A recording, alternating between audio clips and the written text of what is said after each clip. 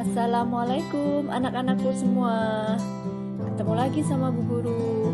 Kali ini Bu Guru akan menyampaikan tentang bahasa Indonesia tema 3, yaitu peduli terhadap makhluk hidup. Sudah siap semuanya ya? Marilah kita buka bersama dengan membaca basmalah.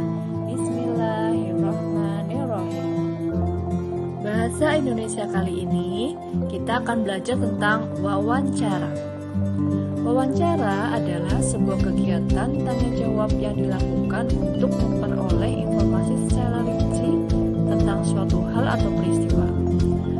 Orang yang mewawancarai disebut pewawancara, dan orang yang kita wawancarai disebut narasumber. Sebagai pewawancara, harus mempersiapkan segalanya dengan matang. Salah satunya dengan membuat pertanyaan. Untuk dapat menyusun daftar pertanyaan dengan baik, hal-hal yang harus diperhatikan adalah: 1. Menentukan topik pembicaraan. 2. Memilih narasumber yang tepat. Dan yang 3. Menentukan informasi yang dibutuhkan dalam wawancara. Pertanyaan yang diajukan menggunakan kalimat tanya dengan menggunakan rumus 5W plus 1H. Apa itu? What, where, when, who, why, dan how, atau disingkat adik Simba. Apa, gimana, kapan, siapa, mengapa, dan bagaimana. Sebagai pewawancara, ada beberapa persiapan yang harus dilakukan. Salah satunya persiapan sebelum proses wawancara. Contohnya, membuat janji dengan narasumber, menunjukkan kesan yang baik, misalnya datang tepat waktu, pakaian yang sopan, berbicara dan bersikap santun.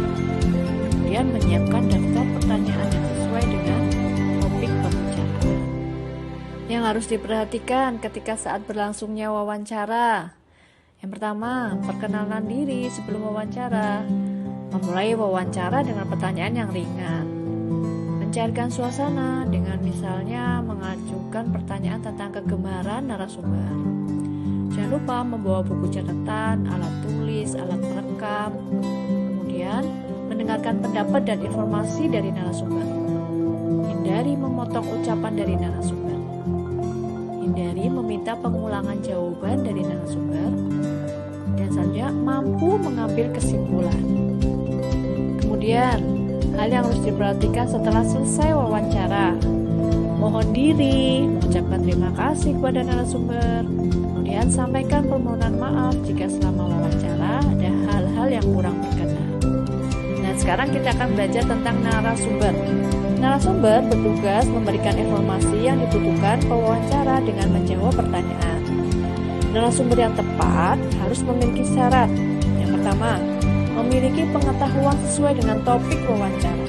Yang kedua, memiliki keahlian di bidang yang sesuai dengan topik wawancara. Ketiga, mengalami atau terlibat langsung dalam peristiwa yang sesuai dengan topik wawancara.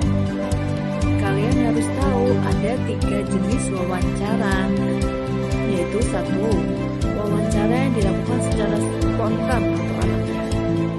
Yang kedua, wawancara dengan petunjuk umum, yaitu si pewawancara membuat kerangka atau pokok-pokok pikiran saja yang akan ditanyakan.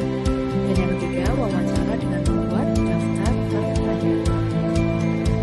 Di sini kita dapat mengambil kesimpulan bahwa proses wawancara itu melalui beberapa tahap. Yang pertama, tahap pendahuluan, saat pewawancara memperkenalkan diri dan membuat janji dengan narasumber. Yang kedua, tahap pembukaan, pewawancara mengawali perbincangan ringan, tidak langsung bertanya. Tahap inti, saat pewawancara mengajukan pertanyaan secara berurutan sesuai dengan daftar pertanyaan yang telah dibuat. Dan yang keempat, tahap penutup, pewawancara mengakhiri dengan kesan yang baik dan menyenangkan. Yang kelima, tahap pelaporan, membuat laporan hasil wawancara dan kesimpulan dengan memperhatikan semua jawaban dari narasumber.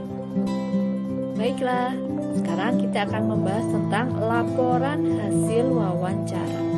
Di dalam laporan hasil wawancara itu harus mencakup latar belakang, maksud dan tujuan, topik wawancara, waktu dan tempat kegiatan, laporan hasil wawancara, dan kesimpulan.